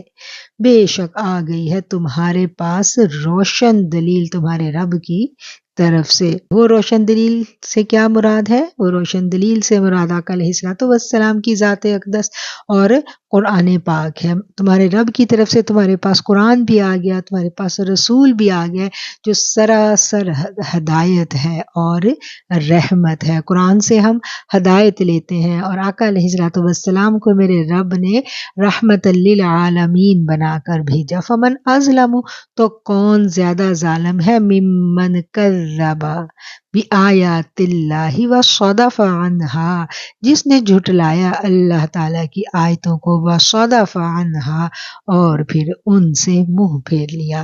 سنجزی الذین یصدفون، عن قریب ہم انہیں سزا دیں گے جو اس سے منہ موڑنے والے ہیں۔ فمن اظلم ممن کذب، تو کون زیادہ ظالم ہے۔ مشرکین مکہ کو مخاطب کر کے یہ کہا جا رہا ہے تمہاری صرف یہی کوتاہی نہیں ہے کہ تم خود اس کتاب پر ایمان نہیں لائے، بلکہ الٹا تم دوسروں کو بھی ایمان لانے سے روکتے ہو۔ تم خود ہی بتاؤ تم سے بڑا ظالم اور کون ہو سکتا ہے۔ نہ صرف وہ خود نبی کریم صلی اللہ علیہ وسلم کی مخالفت کرتے تھے، بلکہ اگر کوئی شخص جو تھا وہ ہدایت پکڑ لیتا، اسلام قبول کر لیتا تو اس کو بھی وہ اپنے عتاب کا نشانہ بناتے، اس پر ظلم و زیادتی کرتے۔ اور ہم دیکھتے ہیں کہ جب باہر سے قبیلے آیا کرتے تھے تجارت کی غرض سے یا حرم کی زیارت اور حج کے لیے تو وہ ان کو بھی پکڑ کر آقا علیہ الصلوۃ والسلام کے خلاف جھوٹے پروپیگنڈا کیا کرتے کہ تاکہ خدا نہ خواستہ کہیں یہ لوگ نبی کریم صلی اللہ علیہ وسلم کی بات کو غور سے سن نہ لیں۔ تو اب ان کے بارے میں کہا جا رہا ہے کہ تم سے بڑھ کر ظالم کون ہے جو کہ تم ہماری آیتوں کو جھٹلاتے ہو۔ اللہ کی آیتوں کو کون جھٹلا رہا تھا اس وقت؟ وہ مشرکین مکہ خود بھی جھٹلاتے تھے اور اس سے منہ بھی پھیرتے تھے۔ پھر میرے رب نے کہہ دیا کہ ہم عنقریب ان کو سزا دیں گے جو منہ موڑتے ہیں ہماری آیتوں سے، سوء العذاب، برے عذاب سے۔ اس کی کہ کیوں ان کو برا عذاب پہنچے گا؟ اس لیے کہ وہ اللہ کی آیتوں سے پہلو تہی کرتے تھے، اللہ کی آیات سے منہ موڑتے تھے۔ اللہ کی آیات سے منہ موڑنے سے کیا مراد ہے کہ اللہ کی آیتیں جب ان کو پڑھ کر سنائی جاتی تو وہ دوسری جانب چل دیتے۔ وہ تو مشرکین تھے، وہ تو نبی کریم صلی اللہ علیہ وسلم پر ایمان ہی نہیں لائے تھے۔ آج بھی ہم غور کریں تو ہمیں اپنے ارد گرد ایسے لوگ ملتے ہیں جن کو ہم جب قرآن کی دعوت دیتے ہیں، قرآن کی بات کرتے ہیں تو وہ سننا نہیں چاہتے۔ ان کے ایسے ان کے بھی دلوں پر ایک کیا کہنا چاہیے ایک غلاف ہے، ان کو آپ بات کر کے دیکھیں وہ کیسے آپ سے جان چھڑوائیں گے۔ تو اس طرح کے لوگ ہر دور میں ہمیں ملتے ہیں۔ ایک تو وہ ہیں کہ جنہوں نے دین کو قبول ہی نہیں کیا، اور دوسرے وہ ہیں کہ جو پیدا تو مسلمان ہوئے لیکن کیا ہے کہ وہ مسلمان گھروں میں پیدا ہونے کے باوجود دل سے اسلام کو قبول نہیں کرتے، اور اسلام جو ہے وہ ان کے دلوں میں نہیں اترتا۔ اور اللہ کی آیات کو جھٹلانے والوں کے لیے اس آیت میں وعید بتا دی گئی کہ اللہ تعالیٰ ان پر عذاب نازل کرے گا۔ اور کیوں عذاب نازل کیا جائے گا؟ اس وجہ سے کہ وہ اللہ کی آیتوں سے منہ موڑتے تھے۔ هل ينظرون الا ان تأتيهم الملائكة او يأتي ربك او يأتي بعض آیات ربك یوم یأتی بعض آیات ربك لا ينفع نفسا ایمانها لم تكن آمنت من قبل او کسبت فی ایمانها خیرا قل انتظروا انا منتظرون۔ یہ لوگ اس کے منتظر ہیں کہ ان کے پاس فرشتے آئیں، یا آپ کا رب آئے، یا آپ کے رب کی کوئی نشانی آئے گی تو کسی ایسے شخص کا ایمان کام نہیں آئے گا جو پہلے ایمان نہ لایا ہو، یا اس نے ایمان لانے کے بعد کوئی نیک کام نہ کیا ہو۔ کہہ دیجئے انتظار کرو، ہم بھی انتظار کرنے والے ہیں۔ ان کو خواب غفلت سے بیدار کرنے اور گمراہی کے ظلمت کدے سے باہر نکالنے کے لیے اللہ تعالیٰ نے اپنے جلیل القدر رسول مبعوث فرمائے، اس پر قرآن جیسی بے مثال کتاب نازل کی، طرح طرح کے معجزات سے اس کی صداقت کو آشکار کیا۔ اس کے باوجود اگر وہ اسلام نہیں لاتے اور حق کو قبول نہیں کرتے تو کیا وہ اس انتظار میں ہیں کہ موت کا فرشتہ آئے اور ان کی روح قبض کر لے، یا قیامت قائم ہو جائے اور خود اللہ تعالیٰ کرسی عدالت پر تشریف فرما ہو، یا کوئی ایسی نشانی ظاہر ہو جس کے بعد وہ ایمان لانے پر واقعتاً مجبور ہو جائیں۔ اگر واقعی ان چیزوں میں سے کسی ایک کا انتظار ہے تو ان کا یہ انتظار بیکار ہے، کیونکہ ان چیزوں کے ظہور کے بعد اگر وہ ایمان لے بھی آئیں تو وہ ایمان ان کا قابل قبول نہیں ہوگا۔ پھر اگر انہوں نے توبہ بھی کی تو وہ توبہ بھی قابل قبول نہیں ہوگی، کیونکہ ایمان تو مقبول وہ ہے جو اللہ تعالیٰ کے رسول کی زبان پر یقین کر کے لایا جاتا ہے۔ جب سب پردے اٹھ جائیں گے تو اس وقت لایا گیا ایمان معتبر نہیں ہوگا، کیونکہ اس نے اپنی کان اور آنکھ پر تو اعتماد کر لیا لیکن اللہ کے رسول پر اعتماد نہیں کیا۔ جب موت کا وقت قریب آئے گا، فرشتے ہماری جانیں قبض کرنے کے لیے ہمارے پاس آتے ہیں تو پھر کیا ہوتا ہے کہ پھر حجابات اٹھا دیے جاتے ہیں۔ اس وقت ہم جس دنیا میں اپنی سانسیں لے رہے ہیں نا، زندگی گزار رہے ہیں، تو اس دنیا میں ہم رہ تو رہے ہیں لیکن ہم اس دنیا کی ساری چیزوں کو نہیں دیکھ سکتے۔ کیسے؟ اللہ نے تو کہا ہے کہ تمہارے دونوں طرف کرامن کاتبین ہے، تو ہمیں کوئی کرامن کاتبین نظر آتے ہیں جو ہر وقت ہمارے ہر عمل کو لکھتے ہیں۔ اللہ نے کہا تمہارے ساتھ ایک حفاظت الہیہ ہے۔ حفاظت الہیہ سے کیا مراد؟ اللہ کا پورا ایک سسٹم ہے جو ہماری حفاظت کر رہا ہے۔ فرشتے ہیں ہمارے ساتھ، جب ہم درود پڑھتے ہیں تو فرشتے بھاگ کے وہ درود اٹھاتے ہیں ہمارا اور نبی کریم صلی اللہ علیہ وسلم تک پہنچاتے ہیں۔ یہ ساری باتیں ہمیں رسول اللہ صلی اللہ علیہ وسلم بتا کر گئے ہیں اور ان ساری باتوں پر ہمیں یقین ہے، ہمارا ایمان ہے۔ ہم نے فرشتوں کو نہیں دیکھا لیکن چونکہ ہمارے آقا نے کہہ دیا اس لیے ہم ان باتوں پر یقین اور ایمان رکھتے ہیں۔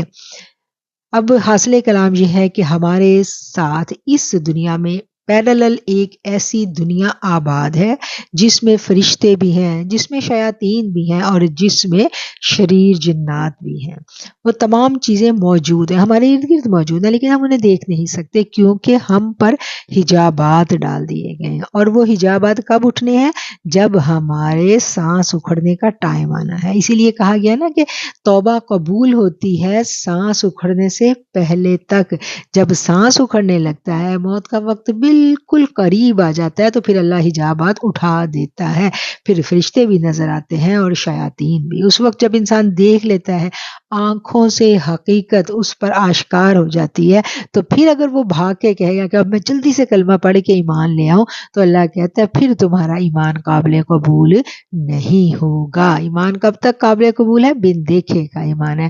نبی کریم صلی اللہ علیہ وسلم کو دیکھ لیا تو بس ہمارے لیے یہی کافی ہے۔ آقا کی بات ہم تک پہنچ گئی، ان کا کلام پہنچا، اور ان لوگوں کے درمیان تو میرے آقا علیہ الصلوۃ والسلام کی ذات اقدس موجود تھی۔ جب انہوں نے ان کو دیکھ کے، سامنے معجزات ہوتے تھے، سب کچھ دیکھ کے بھی وہ ایمان نہیں لائے، تو اب جب اپنی آنکھوں سے یہ فرشتوں کو، موت کے فرشتوں کو دیکھ لیں گے، یا اپنی آنکھوں سے جب یہ سب کچھ پا لیں گے حقیقت، تو پھر ان کا ایمان قابل قبول نہیں ہوگا۔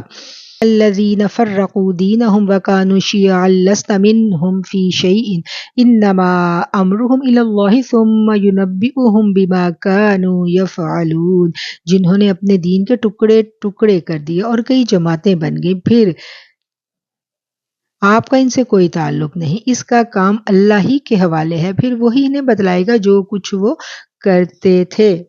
پچھلی آیت میں ہم دیکھتے ہیں کہ دین کے اصول اور قوانین بیان کر دیے گئے، اور اس کے بعد اب اللہ تعالیٰ فرما رہے ہیں کہ بے شک جنہوں نے تفرقہ ڈالا اپنے دین میں تفرقہ ڈالنے سے کیا مراد ہے کہ جو باتیں نبی کریم صلی اللہ علیہ وسلم نے بتا دی اور اللہ نے کہہ دیا کہ تم لوگ اتباع کرو، تم لوگ پیروی کرو رسول اللہ صلی اللہ علیہ وسلم کی، تو لوگوں نے کیا کیا؟ انہوں نے اپنے خواہشات نفس کی پیروی شروع کر دی۔ میرے آقا نے کیا فرمایا تھا کہ میرا سیدھا رستہ ہے، اس کی پیروی کرو، اپنی خواہشات کی پیروی مت کرو، ورنہ تمہاری یکجہتی ختم ہو جائے گی، تمہارا شرازہ منتشر ہو جائے گا۔ ابھی اس آیت میں ان لوگوں کو تنبیہ کی جا رہی ہے جو اپنی خود پسندی کے باعث دین کی وحدت کو پارا پارا کرنے میں کوشاں ہیں۔ انہیں صاف بتا دیا کہ ان سے اللہ کا رسول بری ہے، اور اس کا ان کے ساتھ کوئی تعلق نہیں۔ جن کے ساتھ اللہ کے رسول کا کوئی تعلق نہ رہے تو پھر ان کا دین اسلام سے کیا تعلق رہے گا؟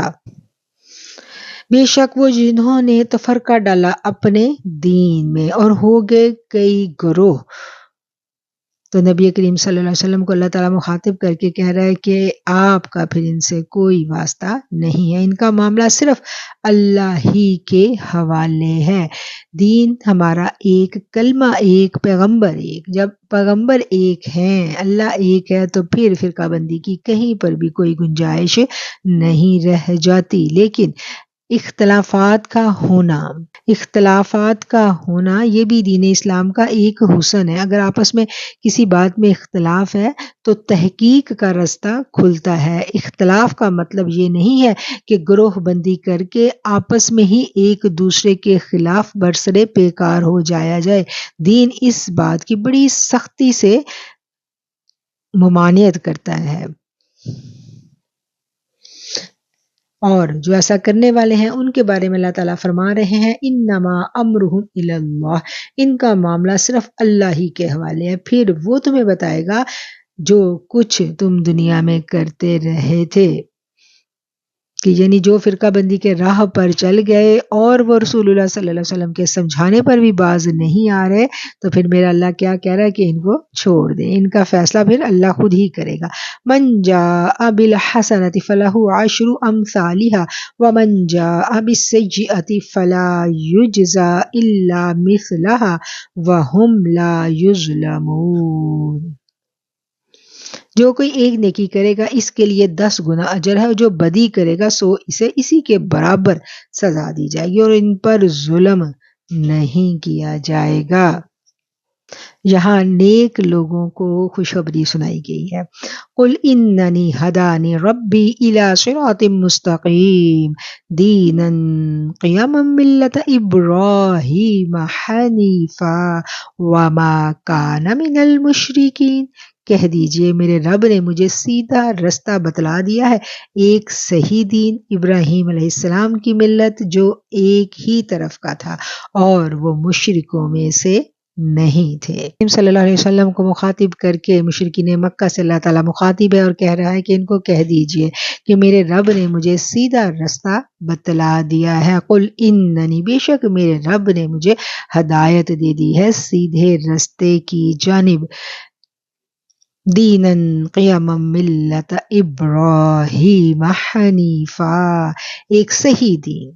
کون سا صحیح دین؟ جو ابراہیم علیہ السلام کی ملت ہے۔ وما کان من المشرکین، اور ابراہیم علیہ السلام مشرکوں میں سے نہیں تھے۔ یہ تمام جو اہل مکہ تھے، اہل قریش تھے، یہ حضرت ابراہیم کو تو مانتے تھے، حضرت ابراہیم کے دین کو مانتے تھے، اور حضرت ابراہیم نے جو یہ کعبہ اللہ کی تعمیر کی تھی، یہ اس کے تقدس کو بھی مانتے تھے، لیکن کیا ہے کہ یہ اس کے ساتھ ساتھ انہوں نے بتوں سے ہی اللہ کے گھر کو سجایا ہوا تھا۔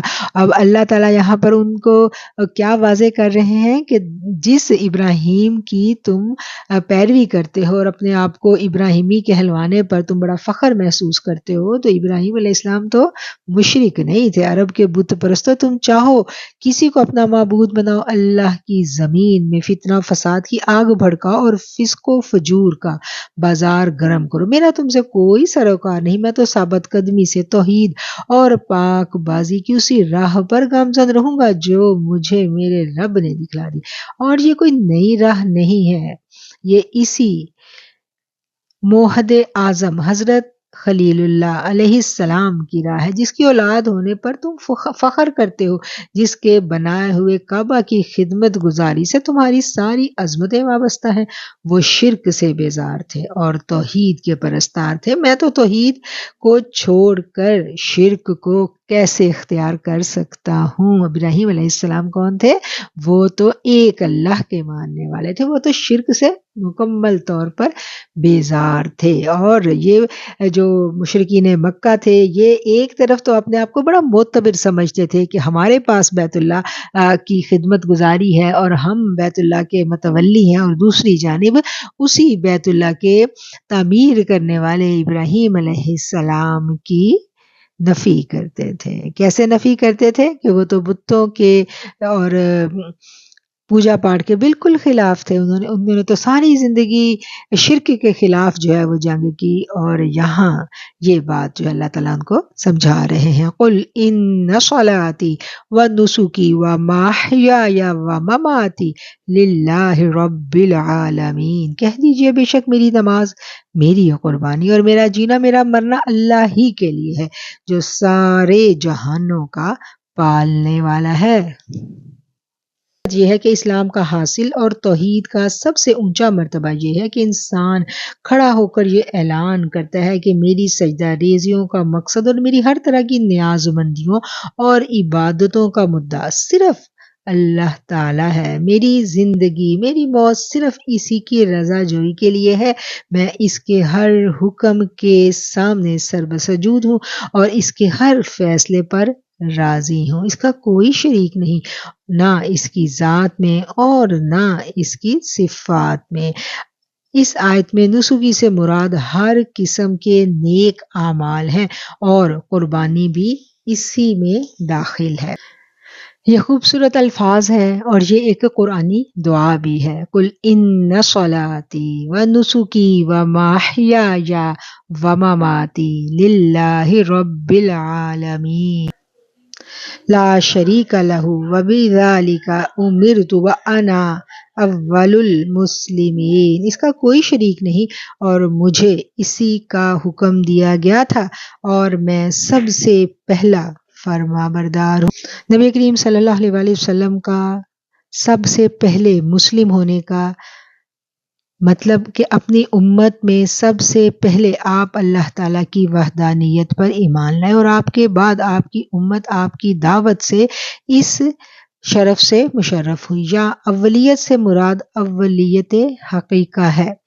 اب اس آیت کی تفسیر میں جو مفسرین کرام ہیں وہ یہ لکھتے ہیں کہ یہاں پر جو لفظ آیا ہے نا کہ اول المسلمین، کہ میں ہی سب سے پہلے مسلم ہوں یا میں ہی سب سے پہلا اللہ کا فرما بردار ہوں، تو سب سے پہلا مسلم اور سب سے پہلا فرما بردار نبی کریم صلی اللہ علیہ وآلہ وسلم ہے۔ تو کیسے؟ آپ سے پہلے تو اور بھی نبی آ چکے تھے اور تمام انبیاء جو تھے وہ دین ابراہیمی پر تھے، اور تمام جو دین ابراہیمی کی اساس ہے وہ فرما برداری ہی ہے، وہ سلامتی ہی ہے، اور سلامتی کا نام ہی اسلام ہے۔ تو اس آیت آیت کو جب ہم سمجھنے کے لیے تفسیر کا مطالعہ کرتے ہیں تو ہمیں یہ پتہ چلتا ہے کہ اس کے مفسرین نے دو معنی لکھے ہیں۔ ایک تو وہ معنی جو یہاں بظاہر ہمیں سمجھ آ رہا ہے کہ امت محمدیہ میں صلی اللہ علیہ وسلم، اس میں سب سے پہلے جو مسلم تھے وہ نبی کریم صلی اللہ علیہ وسلم کی ذات اقدس تھی، اور جو اس کا حقیقی معنی ہے اس کے بارے میں لکھا ہے کہ اولیت حقیقیہ یہ ہے کہ سب مخلوقات میں سب سے پہلے اللہ تعالیٰ کی توحید کا عرفان اتم ہمارے آقا علیہ الصلوۃ والسلام کو ہوا، کیونکہ ہر چیز سے پہلے حضرت محمد مصطفیٰ صلی اللہ علیہ وسلم کے نور کی تخلیق ہوئی، اور سب سے پہلے آقا علیہ الصلوۃ والسلام نے ہی اپنے رب کی توحید کی شہادت دی تھی۔ یعنی قتادہ کہتے ہیں کہ حضور صلی اللہ علیہ وسلم نے فرمایا، میری تخلیق تمام انبیاء سے پہلے ہوئی اور بعثت سب سے آخر میں۔ یعنی حضور صلی اللہ علیہ وسلم کی پیدائش سب مخلوق سے پہلے ہوئی، اور مولانا عثمانی نے بھی اسی قول کو پسند فرمایا ہے۔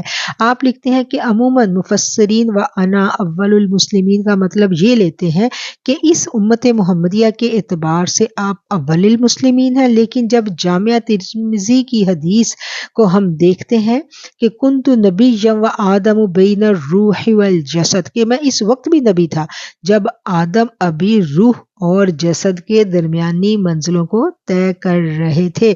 اس آیت یہ جو ترمذی کی حدیث ہے، اس کے مطابق جب ہم اس آیت کو سمجھنے کی کوشش کرتے ہیں تو ہم پر یہ واضح ہو جاتا ہے کہ اللہ تعالیٰ نے سب سے پہلے جس کو تخلیق کیا اپنی تمام مخلوق میں سے، تمام بنی نوع انسان میں سے سب سے پہلے جن کی روح کو اللہ تعالیٰ نے تخلیق کیا حضرت آدم سے بھی پہلے، وہ ہمارے آقا علیہ الصلوۃ والسلام تھے، کیونکہ ترمذی کی حدیث جو ہے وہ یہ راز ہمیں بتاتی ہے، کنت نبیا و آدم بین الروح والجسد، کہ میں اس وقت بھی نبی تھا جب آدم جو ہے وہ روح اور جسم کے درمیان تھے۔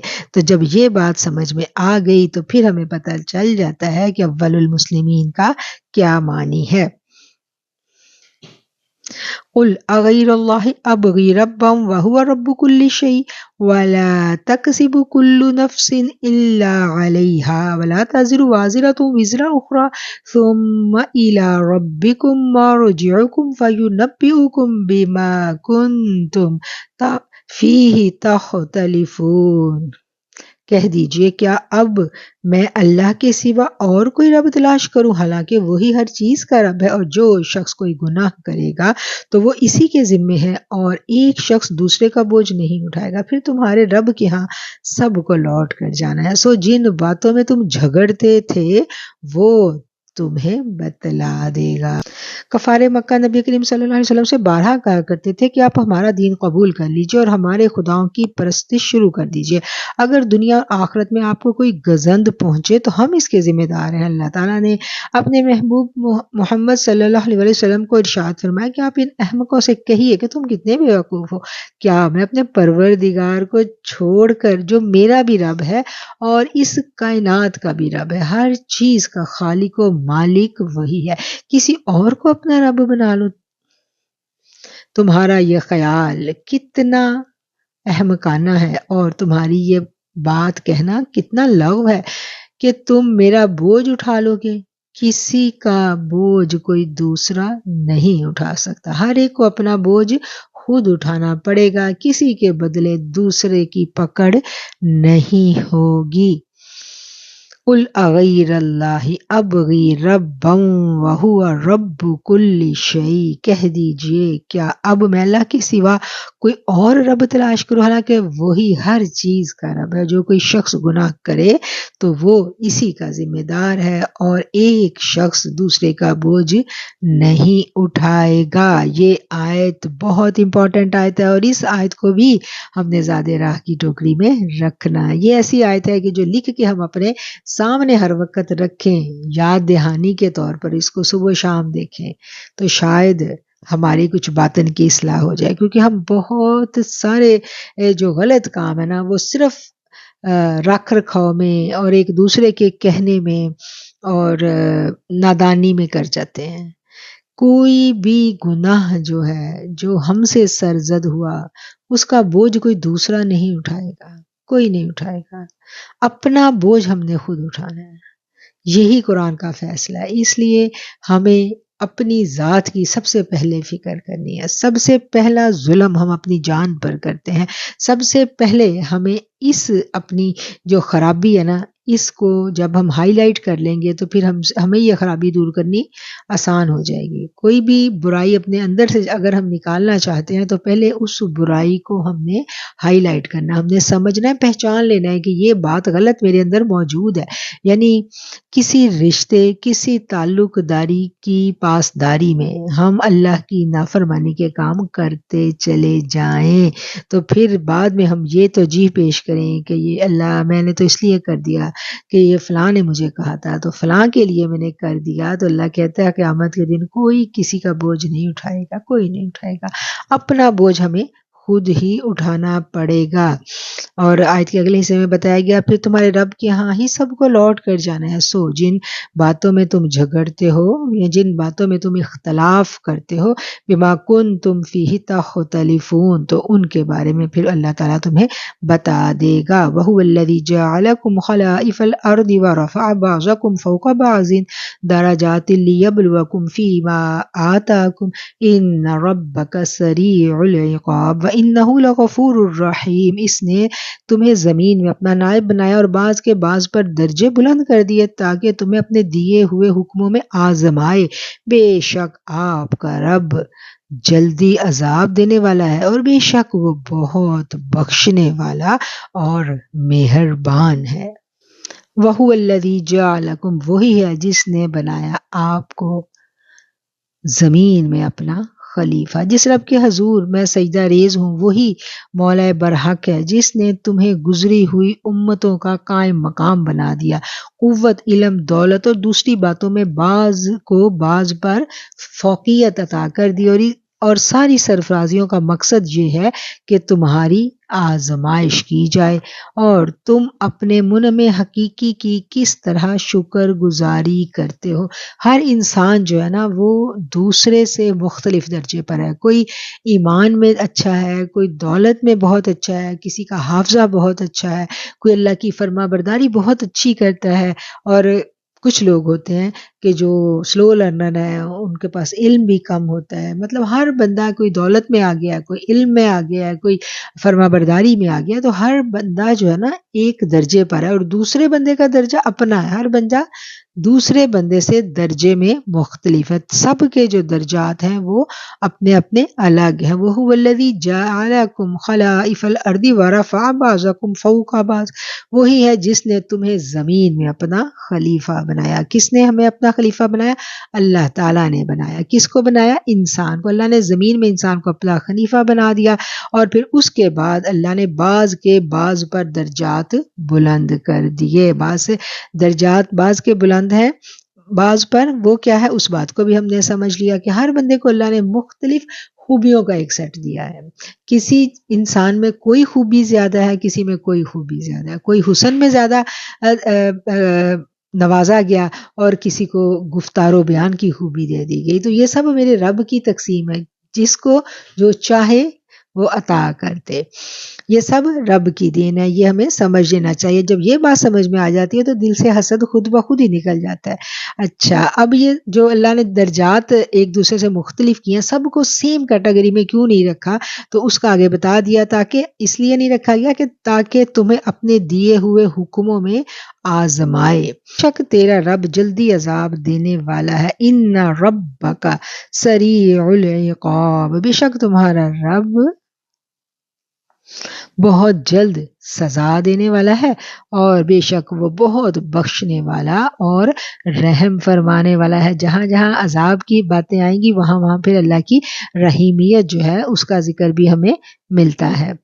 اللہ تعالیٰ نے دولت، قوت، علم سب میں بعض کو بعض پر فضیلت عطا کی ہے، اور جو قوت، عزت، دولت، صحت اور جوانی اللہ تعالیٰ نے تمہیں عطا فرمائی ہے، اس کو کس طرح سے استعمال کرتے ہو، یہ بھی ایک امتحان ہے۔ اگر وہ چاہے تو تمہیں فوراً عذاب میں مبتلا کر دے کہ ادھر تم نے نافرمانی کی اور ادھر تمہاری پکڑ ہو گئی. نہیں، ایسا نہیں ہے. ایک مقررہ مدت کی مہلت انسانوں کو دی جاتی ہے، اس کے بعد پھر جو ہے اللہ تعالیٰ کی گرفت آتی ہے. لیکن وہ جو ٹائم ہے نا، وہ بھی کوئی دور نہیں ہوتا، وہ بھی بڑا ہی قریب ہوتا ہے. سانس نکلا نہیں ہے، جان جسم سے جدا ہوئی نہیں ہے، اور اعمال کی سزا جو ہے نا وہ انسان کو پھر بھگتنی پڑتی ہے. لیکن اس کی رحمت اور مغفرت بھی بے انداز ہے. اگر تم عمر بھر بھی نافرمانی اور سرکشی کرنے کے بعد پشیمان اور نادم ہو کر اس کے در رحمت پر حاضر ہو جاؤ تو وہ تمہارے عمر بھر کے قصور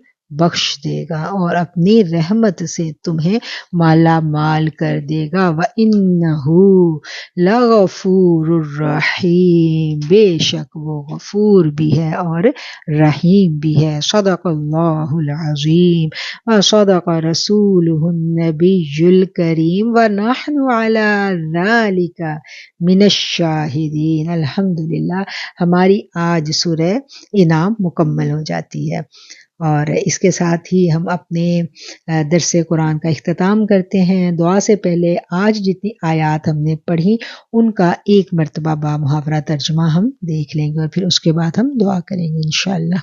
141 نمبر آیت سے ہم نے اپنے آج کے درس قرآن کا آغاز. اور اسی نے وہ باغ پیدا کیے جو چھتوں پر چڑھائے جاتے ہیں اور جو نہیں چڑھائے جاتے، اور کھجور کے درخت اور کھیتی جن کے پھل مختلف ہیں، اور زیتون اور انار پیدا کیے جو ایک دوسرے سے مشابہ ہیں اور جدا جدا بھی ہیں. ان کے پھل کھاؤ جب وہ پھل لائیں، اور جس دن اسے کاٹو تو اس کا حق ادا کرو، اور بے جا خرچ مت کرو، بے شک وہ بے جا خرچ کرنے والوں کو پسند نہیں کرتا. اور بوجھ اٹھانے والے مویشی پیدا کیے زمین سے لگے ہوئے، اور اللہ کے رزق میں سے کھاؤ، اور شیطان کے قدموں پر مت چلو، وہ تمہارا کھلا دشمن ہے. 8 قسمیں پیدا کی، بھیڑ میں سے 2 اور بکری میں سے 2. تو پوچھو کہ دونوں نر اللہ نے حرام کیے یا دونوں مادہ، یا وہ بچہ جو دونوں مادہ کے رحم میں ہے؟ مجھے اس کی سند بتلاؤ اگر تم سچے ہو. اور اونٹ اور گائے سے 2 قسمیں پیدا کی، تو پوچھو دونوں نر حرام کیے ہیں یا دونوں مادہ، یا وہ بچہ جو دونوں مادہ کے رحم میں ہے؟ کیا تم موجود تھے جس وقت اللہ نے تمہیں حکم دیا تھا؟ پھر اس سے بڑھ کر ظالم کون جو اللہ پر بہتان باندھے تاکہ لوگوں کو بلا تحقیق گمراہ کرے؟ بے شک اللہ تعالیٰ ظالموں کو ہدایت نہیں دیتا. کہہ دیجئے اگر میں اس وحی میں جو مجھے پہنچی ہے کسی چیز کو کھانے والے پر حرام نہیں پاتا جو اسے کھائے، مگر یہ کہ وہ مردار ہو، یا بہتا ہوا خون، یا سور کا گوشت، کہ وہ ناپاک ہے، یا وہ ناجائز ذبیحہ جس پر اللہ کے سوا کسی اور کا نام پکارا جائے. پھر جو تمہیں بھوک سے بے اختیار ہو جاؤ، یا ایسی حالت میں ہو کہ نہ بغاوت کرنے والے ہو اور نہ حد سے گزرنے والے، تو تمہارا رب بخشنے والا مہربان ہے. یہودیوں پر ہم نے ایک ناخن والا جانور حرام کیا تھا، اور گائے اور بکری میں سے ان دونوں کی چربی حرام کی تھی، مگر جو پشت پر یا انتڑیوں پر لگی ہوئی ہو، یا جو ہڈی سے ملی ہوئی ہو، ہم نے ان کی شرارت کے باعث انہیں یہ سزا دی تھی. پھر اگر وہ آپ کو جھٹلائیں تو کہہ دیجئے تمہارا رب بہت وسیع رحمت والا ہے، اور گناہگار لوگوں سے اس کا عذاب نہیں ٹلے گا. اب کہیں گے جنہوں نے شرک کیا، اگر اللہ تعالیٰ چاہتا تو ہم شرک نہ کرتے، اور نہ ہمارے باپ دادا، اور نہ ہم حرام کرتے کسی چیز کو. ایسا ہی جھٹلایا تھا انہوں نے جو ان سے پہلے تھے، یہاں تک کہ چکھا انہوں نے ہمارا عذاب. آپ فرما دیجئے کیا تمہارے پاس کوئی علم ہے تو نکال لو اسے ہمارے لیے. تم نہیں پیروی کرتے مگر نرے گمان کی، اور نہیں ہو تم مگر اٹکلیں مارتے ہوئے. تم فقط خیالی باتوں پر چلتے ہو اور صرف تخمینہ ہی لگاتے ہو. آپ فرمائیے اللہ ہی کے لیے ہے کامل دلیل. قل فللہ الحجۃ البالغہ، بے شک اللہ ہی کے لیے ہے کامل دلیل. سو اگر وہ چاہتا تو ہدایت فرماتا تم سب کو.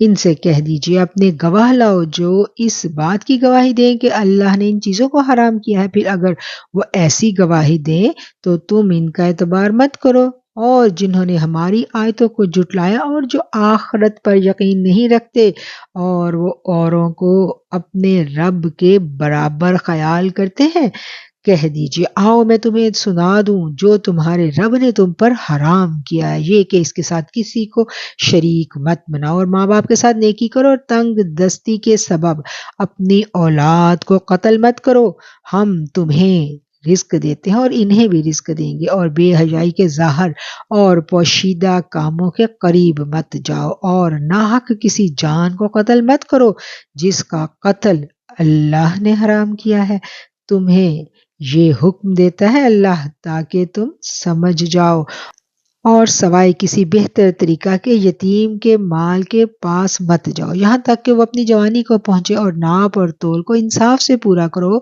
ہم کسی کو اس کی طاقت سے زیادہ تکلیف نہیں دیتے، اور جب بات کہو تو انصاف سے کہو اگرچہ رشتہ داری ہو، اور اللہ کا عہد پورا کرو، تمہیں یہ حکم دیتا ہے تاکہ تم نصیحت حاصل کرو، اور بے شک یہی میرا سیدھا رستہ ہے، سو اسی کی اتباع کرو اور دوسرے راستوں پر مت چلو، وہ تمہیں اللہ کی راہ سے ہٹا دیں گے، تمہیں اسی کا حکم دیا ہے تاکہ تم پرہیزگار ہو جاؤ، ہم نے نیکوں پر نعمت پوری کرنے کے لیے موسیٰ علیہ السلام کو کتاب دی جس میں ہر چیز کی تفصیل اور ہدایت اور رحمت تھی تاکہ وہ لوگ اپنے رب کی ملاقات پر ایمان لائیں، یہ برکت والی کتاب ہم نے اتاری ہے، سو اس کا اتباع کرو اور ڈرو تاکہ تم پر رحم کیا جائے، تاکہ تم یہ نہ کہو کہ ہم سے پہلے 2 فرقوں پر کتاب نازل ہوئی تھی اور ہم تو اس کے پڑھنے پڑھانے سے بے خبر تھے، یا یہ کہو کہ اگر یہ کتاب ہم پر نازل کی جاتی تو ہم اس سے بہتر راہ چلتے، سو تمہارے پاس تمہارے رب کی طرف سے ایک واضح کتاب اور ہدایت اور رحمت آ چکی، اب اس سے زیادہ کون ظالم ہے جو اللہ کی آیتوں کو جھٹلائے اور ان سے منہ موڑے، جو لوگ ہماری آیتوں سے منہ موڑتے ہیں ہم انہیں ان کے منہ موڑنے کے باعث برے عذاب کی سزا دیں گے، یہ لوگ اس کے منتظر ہیں کہ ان کے پاس فرشتے آویں یا تمہارا رب آئے یا تمہارے رب کی کوئی نشانی آئے، تو کسی ایسے شخص کا ایمان کام نہیں آئے گا جو پہلے ایمان نہ لایا یا اس نے ایمان لانے کے بعد کوئی نیک کام نہ کیا ہو، کہہ دیجئے انتظار کرو، ہم بھی انتظار کرنے والے ہیں، جنہوں نے اپنے رب کے دین کو ٹکڑے ٹکڑے کر دیا اور کئی جماعتیں بن گئے، تیرا ان سے کوئی تعلق نہیں، جنہوں نے اپنے رب کے دین کو ٹکڑے ٹکڑے کر دی اور کئی جماعتیں بن گئی، آپ کا ان سے کوئی تعلق نہیں، اس کا کام اللہ ہی کے حوالے ہے، پھر وہی انہیں بتلائے گا جو کچھ وہ کرتے تھے، جو کوئی نیکی کرے گا اس کے لیے 10 گنا اجر ہے، اور جو کوئی بدی کرے گا سو اسے اسی کے برابر سزا دی جائے گی، اور ان پر ظلم نہیں کیا، فرما دیجئے بے شک مجھے پہنچا دیا ہے میرے رب نے سیدھی راہ تک، یعنی دین مستحکم جو ملت ابراہیم ہے، جو باطل سے ہٹ کر صرف حق کی طرف مائل تھے اور نہیں تھے وہ مشرکین میں سے، آپ فرما دیجئے بے شک میری نماز اور میری قربانی اور میرا جینا اور میرا مرنا سب اللہ کے لیے ہے، جو رب ہے سارے جہانوں کا، نہیں ہے کوئی شریک اس کا، اور مجھے یہی حکم ہوا ہے اور میں سب سے پہلا مسلمان ہوں، آپ فرما دیجئے کیا اللہ کے سوا میں تلاش کروں کوئی اور رب،